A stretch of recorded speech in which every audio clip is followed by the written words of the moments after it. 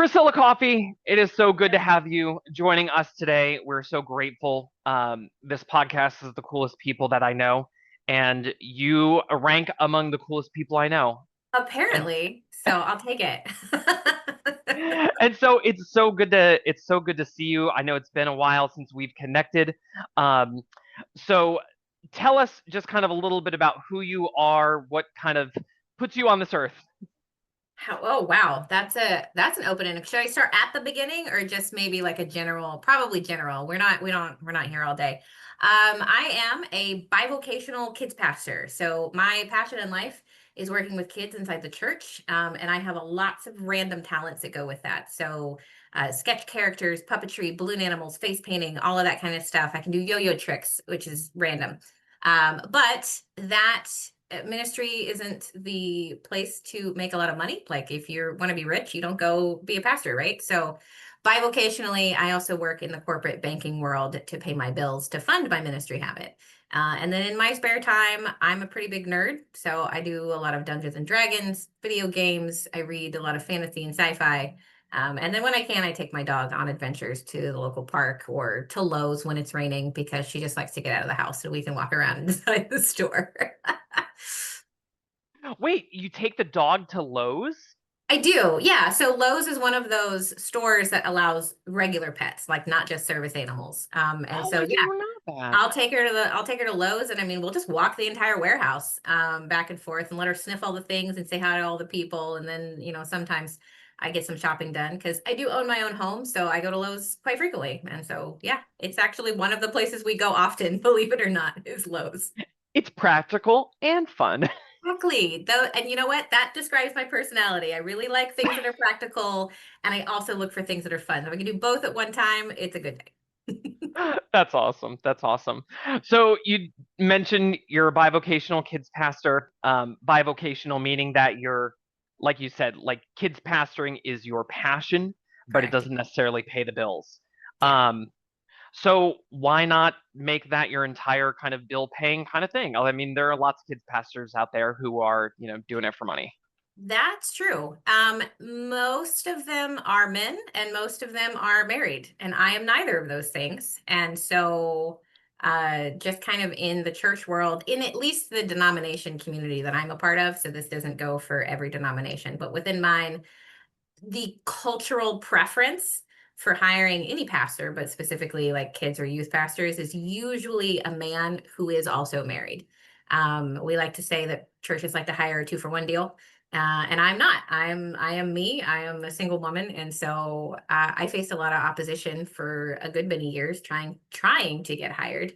And really, all that I could find was maybe part time, or maybe temporary positions. And so I intentionally shifted my focus probably about 15 years ago now to be bivocational on purpose.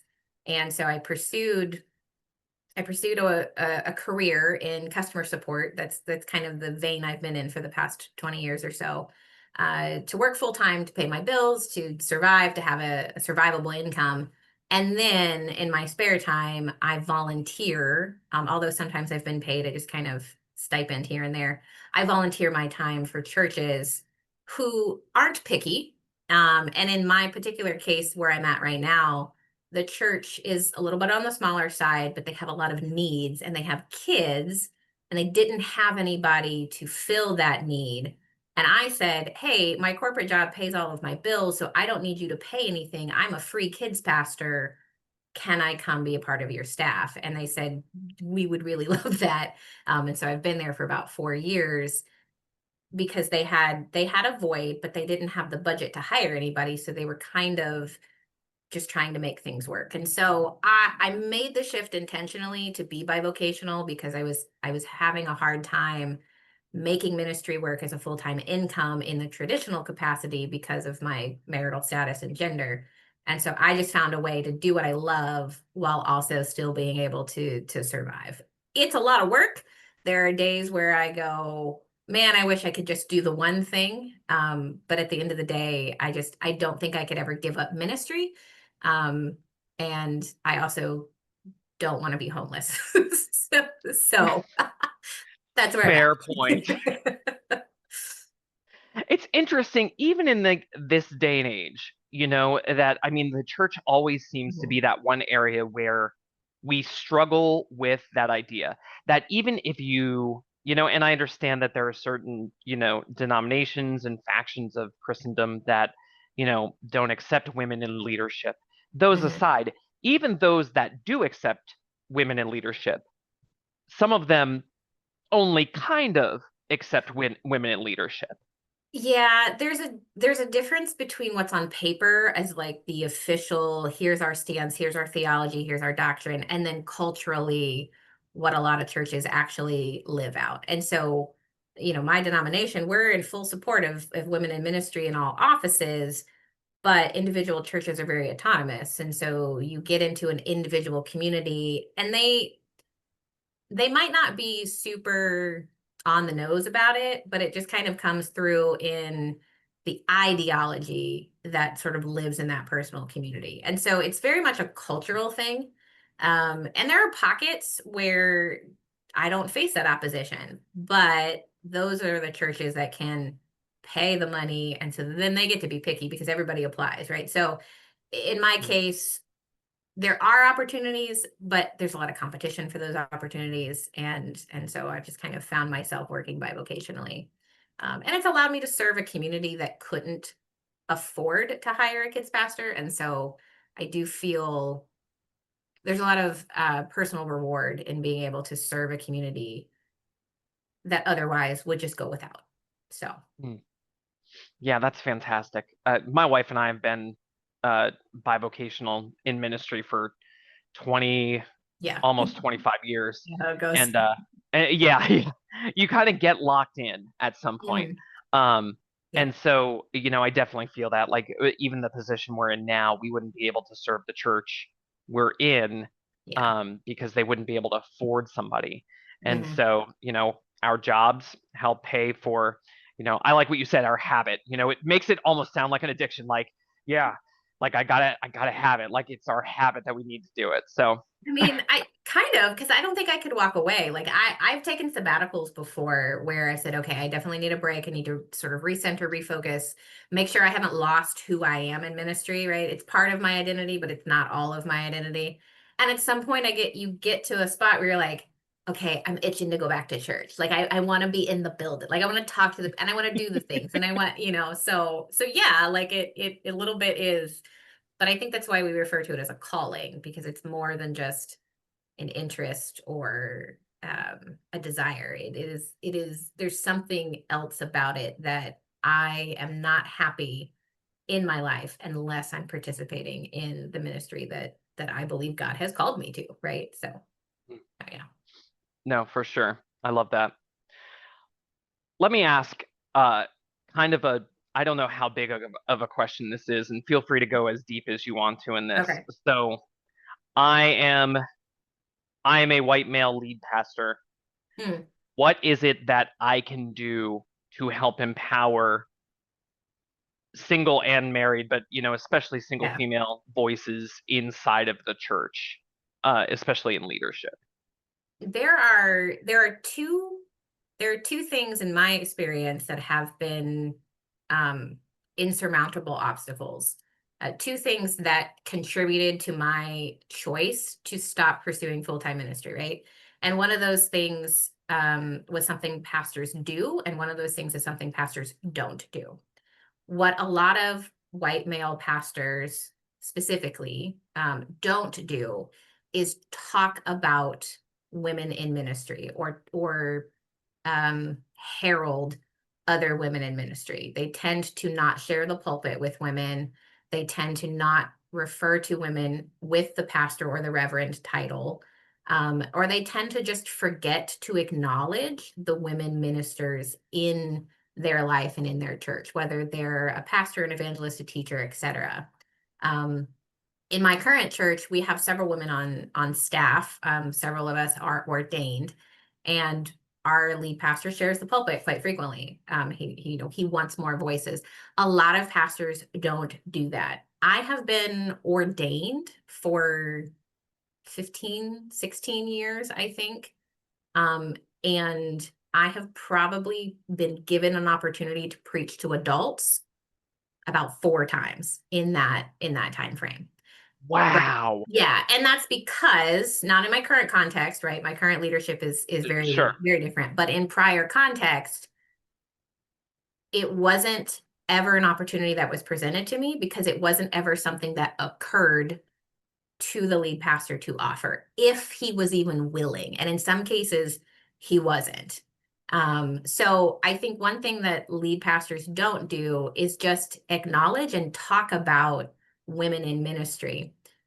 And I realize that seems weird to suggest. Like, I'm not suggesting that you should make it an agenda item or an announcement item in like your service. But I mean, if you have male colleagues in the ministry world, you should also have female colleagues in the ministry world.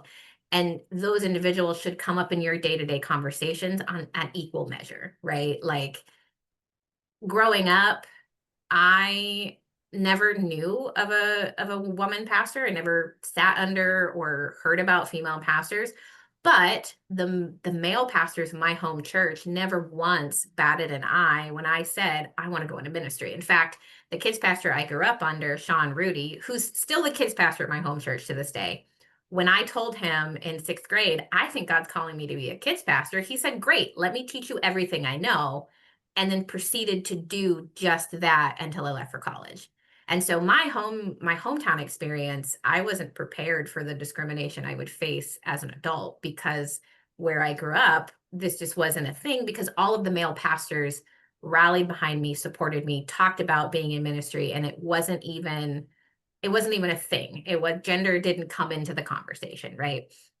So I think lead pastors can talk more about with and to their female colleagues in the ministry space and make sure that other people hear you talk about your female pastors and your female colleagues, right?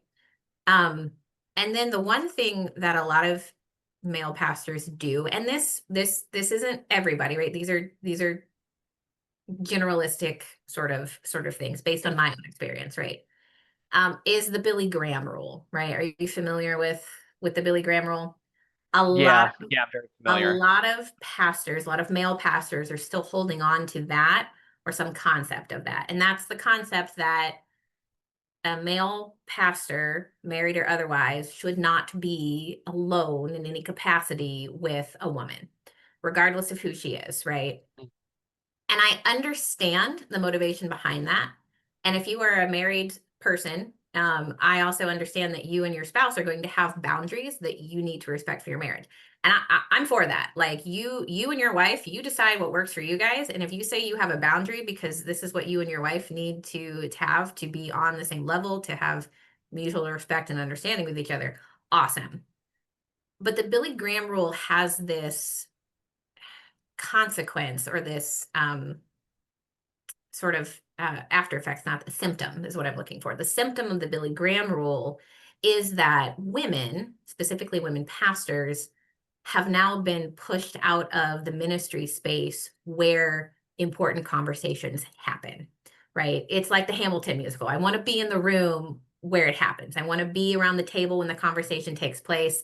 I want to be part of the decisions. I want to be part of the vision casting. I want to know what's going on. I want to be involved in building this ministry that we're building. And if the man is at the head of this process and you're like, well, you're a woman, so you can't come into my office, you can't come to this meeting because you're unmarried. Now we've got men who are having conversations and their women colleagues are being left out of that conversation out of a fear of crossing a line or a boundary that shouldn't be crossed. So it has the consequence of, I think, leaving women out of the conversation out of an abundance of caution. And again, I don't think it's motivated at all from a bad place. Like, I don't think any male pastor who has inadvertently pushed me out of an important space has tried to do that. That's not the motivation. The motivation is keeping themselves is not playing around with temptation, I guess is the question. But then, right, the question becomes, am I a threat to you? Am I a temptation to you? Well, that kind of sounds like a you problem, not a me problem. Why am I the one who should bring a chaperone when we're all adults? And working in the corporate space is interesting because you don't have that concept at all, right? If I Right. have a male colleague and actually, in fact, I do have a male colleague, we needed to do a sales call. Um, the company pays for gas and mileage. So we drove together out to this sales call. We interacted with the client. We did the training we needed. We came back to the office. Nobody batted an eye because we're both adults, we're both professionals. This is what we do. There was Right. no there was no thought that something would happen or that inappropriate boundaries would be crossed or anything like that. This was just normal operating procedure. In the church, however, that oftentimes doesn't happen. And so because of that, it can be very restrictive to building community, to networking, to being a part of important conversations, to being able to have a voice and share what you can and what you bring to the table. So those are the kind of the two things, like something I think that male pastors can do, and then something male pastors can sort of stop doing, or at least figure out a better way to achieve what they're motivated to achieve. Does that make sense? Oh, for sure. That puts so much perspective on the issue. I think a lot of times, the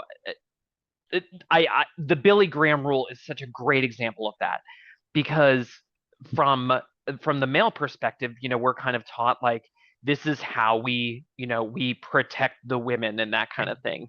Yeah. And a lot of times, it goes to the extent of the weaker sex, the fairer sex, you keep away from that temptation, that kind of thing.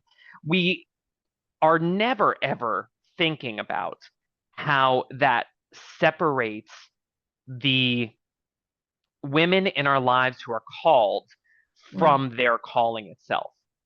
How we are literally closing the doors on them. I mean, I don't think I've ever seen it that way. And I mean that's Yeah. powerful perspective to share. So I appreciate that. And every time I have this conversation with different men in my life, regardless of married or unmarried, the perspective is different, right? Because we're all human. We see things from our own perspective. But there's a lot of influential voices talking about this more. And interestingly enough, talking about how it connects to the 90s purity movement. Because I think there's a lot of roots that kind of go back to some of the books that came out and some of the things that were being preached about. And there's a lot of ties to what I'm talking about with the idea of complementarianism in like a marriage dynamic. And that's getting into a bit of a soapbox. Like I don't know how much theology you talk about on this podcast, right? But there's an egalitarian versus complementarian view of marriage out there, right? Where you've got equal partnership, non-gender roles, et cetera, versus you have this kind of gendered dynamic in marriage. And there's all kinds of perspectives on those two things across the board. But the Billy Graham rule kind of connects to this complementarian idea, which at its fringe looks like patriarchy, right? Then kind of ties back to this 90s purity movement where like modesty was hyper, we were all hyper vigilant about that. And then I True think the love result waits and is, all of that. right, yeah. And so the result is you've got some people that think if a man and a woman who aren't married are in the same space and unsupervised, that automatically we have a problem because something is going to happen. And I Mhm. think for me, I'm like, why are we assuming that something bad is going to happen, right? There's no one currently in my office. I don't know if there's anyone currently in your office who out there is assuming you and I are obviously doing something inappropriate just because we're on a podcast, right? Like that's Mhm. like why would we start with that assumption? Why are we not instead starting with the assumption that we're adults and we're professional and you're committed to your wife? I would never think automatically meeting you that just because you wanted me on your podcast that, oh, well, I must be cheating on his wife. Like that's ridiculous. That's ridiculous to me, right? But that's what it feels like being a woman in the ministry space when I'm going to go into my office at church that I have keys for, and someone says, "Oh, there's only another person in the building, and that's a male pastor, so you can't." And I'm like, "Well, Wow. how am I supposed to do my job? Like, I have to bring a chaperone with me. Why don't you have to bring a chaperone with you? You're the one who came to the church by yourself. You know I have an office, right?" So it's this sort of weird tension Some pastors, will have a conversation and go, oh, I didn't think about it like that. And then we can sort of work through something that works for everybody. And then there's some pastors that say, no, I'm sorry, we can't hire you because you're a female, because we don't have space for you where this won't feel inappropriate. Hmm. Wow. I appreciate you digging in so deep on that. Thank you. I'm going to dig a little bit deeper here because Sure, yeah, go for it. remember when I said this would be a lighthearted thing? Well, Yeah, you did say let that. I now I don't trust you a little bit. I'm like, next time. that's good. Yes, trusting me, failure on your part. So you mentioned that these kind of things have stopped you from pursuing full-time ministry. I Mm-hmm. guess what caused you to make the decision of of rather than fighting, of working around it. And again, I'm not saying that like Yeah, a pejorative term. Obviously, I'm bivocational. I totally get it. But I'm curious, like rather than kind of bucking the system, fighting the yeah, system, making a lot of noise around these kind of things because they're really important, saying I'm going to make sure that I can still fulfill my calling yeah. by doing X, Y, and Z. The honest answer to that is fatigue, because I did for a long time. Like I legitimately tried for a long time, like hundreds of applications, hundreds of phone calls and interviews. And in every single one, and I'm not kidding you, every single one, well, with the exception of where I am right now, um, I was asked, are you married? Are you dating anyone? And if the answer was no, I'm single, 98% of the time it was an immediate, you're not qualified for our position, we're going to look at somebody else. And in the other couple of cases, they would be like, okay, we're a little concerned about that. Do you have any male leadership in your life? Like, do you live close to your dad? Um, Your father, that kind of yeah, thing. not to throw my denomination under the bus, but I'm going to throw them under the bus a little bit. When I got credentialed, my credentialed interview, right? I go through 4 years of Bible college. I did my testing. I go into my interview, to have someone tell me, okay, great, you meet all the requirements. We're going to give you your ministry license. Now, granted, I'm 22. This is post college. I'm independent. I'm living on my own. And I got like asked two questions. They asked me a question about the test. I got an answer wrong, but turns out the answer was written weird. The other question they asked me is, are your parents okay with you going into ministry? And I was like, uh, yeah, but why does that matter?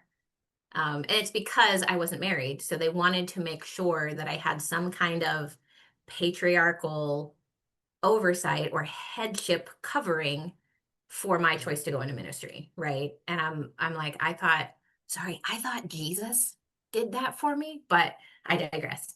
Um,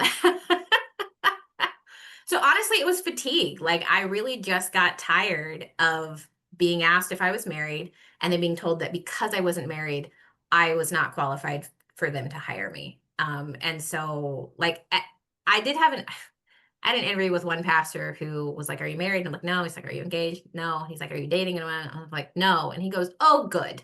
We wouldn't want you traveling to spend time with your boyfriend in your off hours. I was like, okay.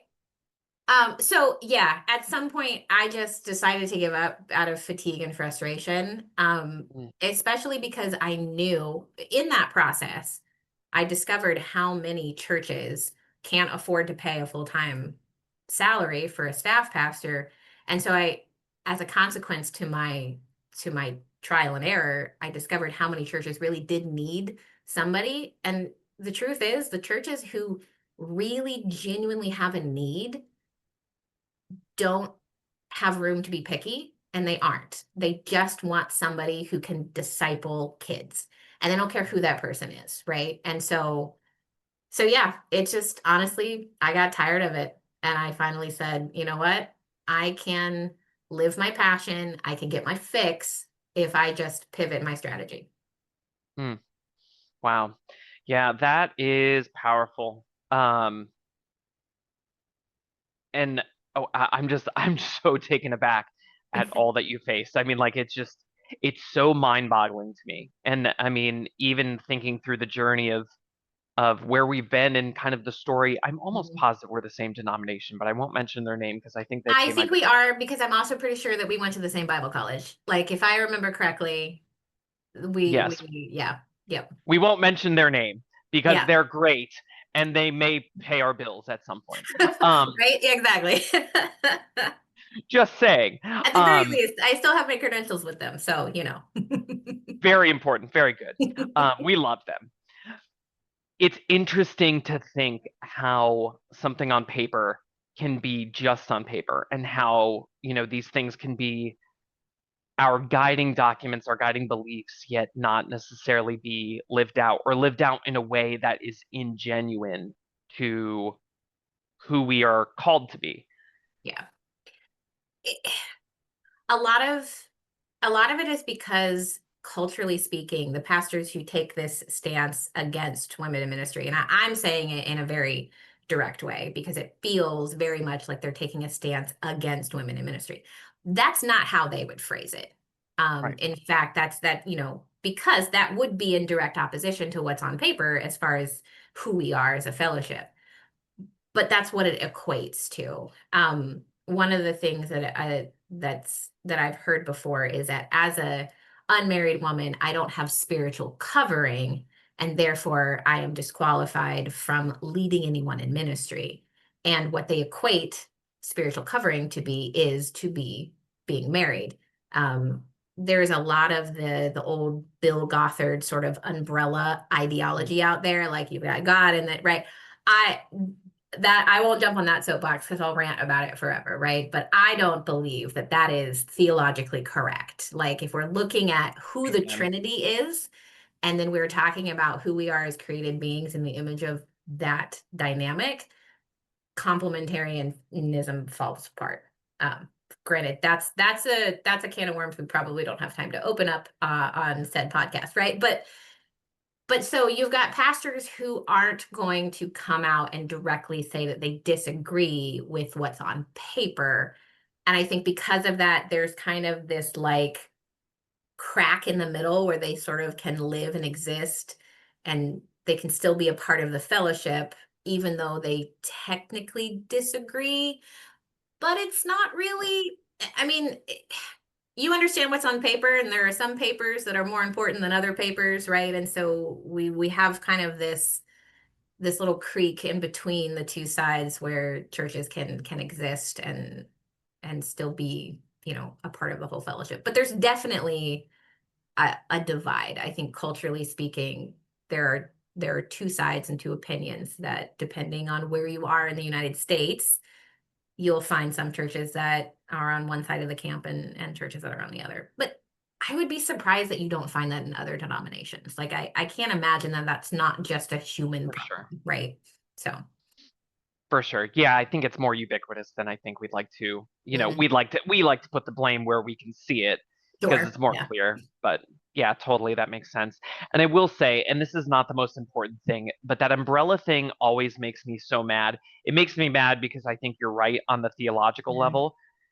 I think the thing that grinds my gears about that is it's just not how umbrellas work. Like It's true. I'm just like every time I see it, and I know this is not the most important thing. I know. But every time I see it, I'm just Oh, it's like funny. I just want to grab the person who put this together and say, I want you to stand in the rain with me and just hold this umbrella and we're going to stand together. I just want you to see how this works. Again, and not the But most important thing, like but if it is it like one umbrella and like you're standing under like the little like how do you like is it like a multi-person umbrella where like it's just this massive like construction and then like somehow like the kids fit under the short one and then but then that also assumes that the wife has to be shorter than the husband if that's how we're gonna sorry you've unlocked a whole other portion of my brain now I want to I know conceptualize this concept. there's so much wrong with it. There's just so okay. All right. So let's That's let's funny. change gears here because All again, right. I appreciate you sharing all of that, and Yeah, again, appreciate you absolutely. sharing so openly about that. Um, Real quick before we switch gears and jump into our question from a hat, you mentioned you're a big D&D fan. Um, oh, did you freeze up again? Okay. Did you freeze up again? Yeah, I did. I think I'm back. That's okay. Okay. When was the last thing you heard from me? Let's change it up again, and then that's the last thing I heard. Okay, let me back up so I can edit. So as we're changing gears, um, as we lighten things up a little bit, you mentioned you're a big D&D fan. I am. This is Okay, my collection of books behind me. Like I have a beautiful. I love it. thing. Okay, Yeah. so I must ask, who is the better DM, Matt Mercer or Brennan Lee Mulligan? I am unqualified to answer that question because I have not seen or heard either of them DM a game. Really? I'm No not Critical seeing Role, Critical no Role. Dimension 20? No, I mean I've seen like Dimension 20 clips on TikTok, and I do admit Brendan Lee Mulligan is pretty funny, but I've never been a critter. Like I've never been into Critical Role. I I'm gonna get espoused from the community for this. Like I don't like how they play the game. I can't. I know. Like I just ugh. I I've mean, tried, and I there's no hate. There's no hate. This is a safe space.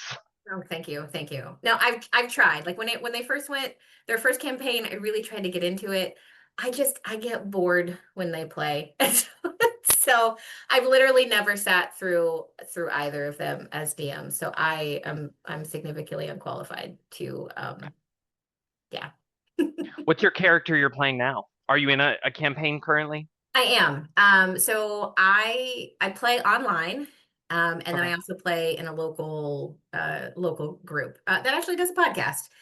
We're the LARP channel on Spotify. So there you go. You can broadcast that to people. Check it out, everyone. Yeah, there you go. So in the local group, I play a barbarian sorcerer multi-class character. Her name is Enid Underwood. She's like from this remote tribe, and she's kind of in this big city. So there's a lot of juxtaposition going on where I'm playing this character who doesn't know social norms. She doesn't read, like she's illiterate, and she doesn't know currency, and so she doesn't know trade because like where she's from, it's just sort of basic barter and things like this. She doesn't know the legal system because she's just has this like tribal kind of politics. And the DM who's running the game is doing a really good job of highlighting all of those different nuances. And so I think the last session we ran, I don't know. She raged and tried to like take out an enemy or someone she perceived was an enemy. And then we got arrested, and she got like tackled by like 8 gnomes and then dragged off to jail. And so she's been really fun, and she's got a Southern accent, and I'm from the South. So it's a really easy accent to play off. And it's just been a lot of fun to play this sorcerer barbarian in a world where magic is illegal. So I'm also like getting away with doing all of these magic things on the side, and figuring out a way to get that hidden. And so that's been a pretty fun dynamic.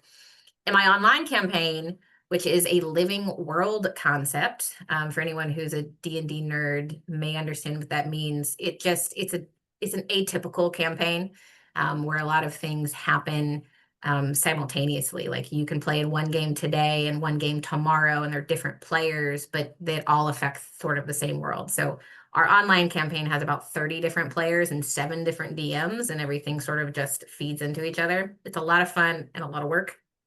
But over there, I play a dread pirate lord. So she's this archaeologist slash Indiana Jones kind of character that discovered being a pirate was better. And so now she goes around stealing things and slaying her enemies with a sword. So it's been fun. Speaking of sword, I have a pirate sword right there. Just Very because cool. pirates are cool. Yeah. I love it. I love it. Awesome. Well, as we are prone to do, we always do a question from a hat. So we have our nice little spinning wheel here, Okay, let's see. ready to go. Some of these questions are pretty uh, crazy. Some of these are, I don't remember what's in here. It's Villain been a while since I origin put together story. the wheel, so These are great. who even knows? So, Oh boy. Okay. so we spin the wheel, hoping for the best, hoping for something a little light, and let's see what we come up with. All right. The oh, the Mm, most important thing to you. most important thing to me. I feel like this is an unfair question because I mean, I think I have to say my faith. right? Like as a pastor, but as a Christian, like I've been a Christian since I was young.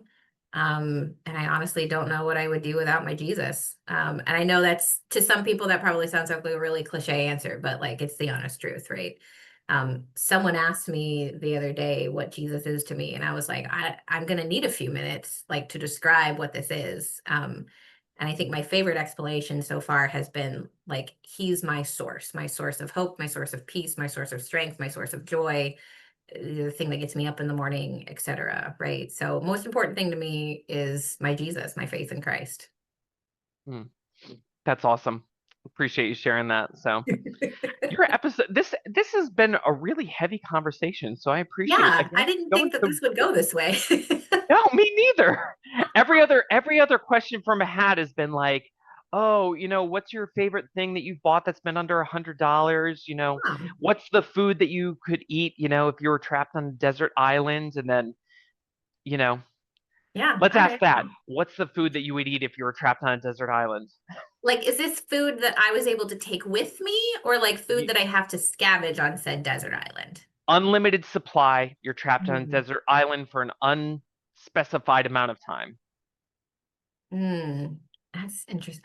Like, is it a cold climate, or are we thinking like a warm climate? Like, just, or maybe like a temperate, like it's like an even 75 all the time. I was gonna say it's comfortable. This is like where the D&D world building comes in. Right. Yeah, exactly. Uh, I'm like, what's my campaign setting? Okay. I need to know. Like, are we you awake on the shore. You see trees to your right. You hear the ocean waves. Um, no, I would say it's like a comfortable, livable. hmm. I think I'd have to go with tacos. Like tacos are always a good choice, right? Like I think that's in my dating bio. Like just take me out for tacos, like, and then we're off to a good start. Like I don't al pastor tacos. Like there you go. Mm, Al Pastor. Okay. All right. I was going to ask because I don't know what that would look like if you were suddenly trapped on a desert island with just tacos, like because they don't come pre-made. I mean, yeah, I suppose quesadillas maybe they're pre-made. You can pre-make those. Oh, yeah, fair enough. Okay. You didn't say they had Well, to be pre-made. You just said what food. So like, tacos. that's fair. That's true. That's true. A box of tortillas comes on the shore from your right. Um, okay, Uh, we always close out with the same question we ask okay. everyone. What is one question that you've always wanted somebody to ask you that they've never asked you before? Hmm. I don't usually want people to ask me questions. I usually want them to leave me alone. A question I like to answer when asked, how about this, is because I'm a nerd and I like to get on people's nerves sometimes, is I like being asked the question, Star Wars versus Star Trek, which one's better? Right? Because people usually end up, arguing. They're usually in one camp or the other.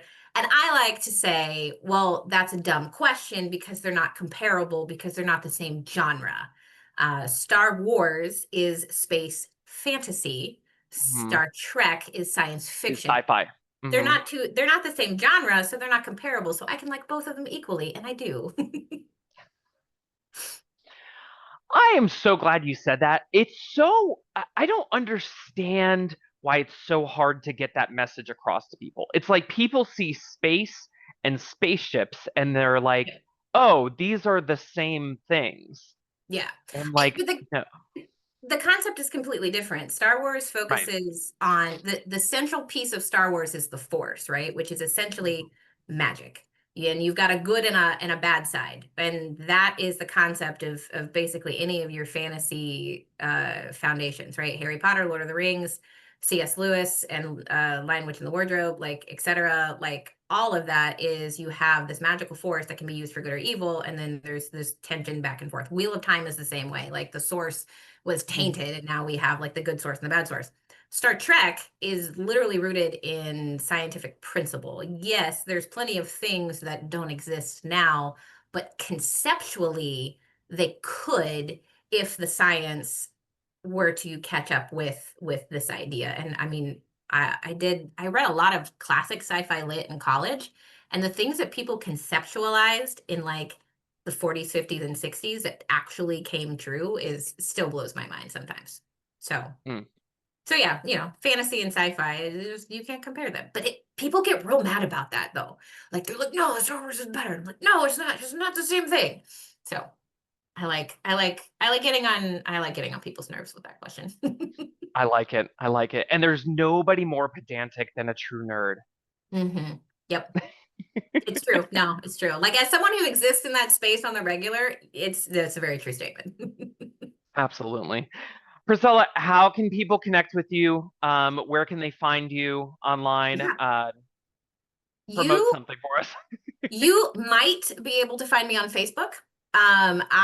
So being a pastor, I do have an online presence. And I also have an online presence like with my corporate job. So if you Google me, you will find me.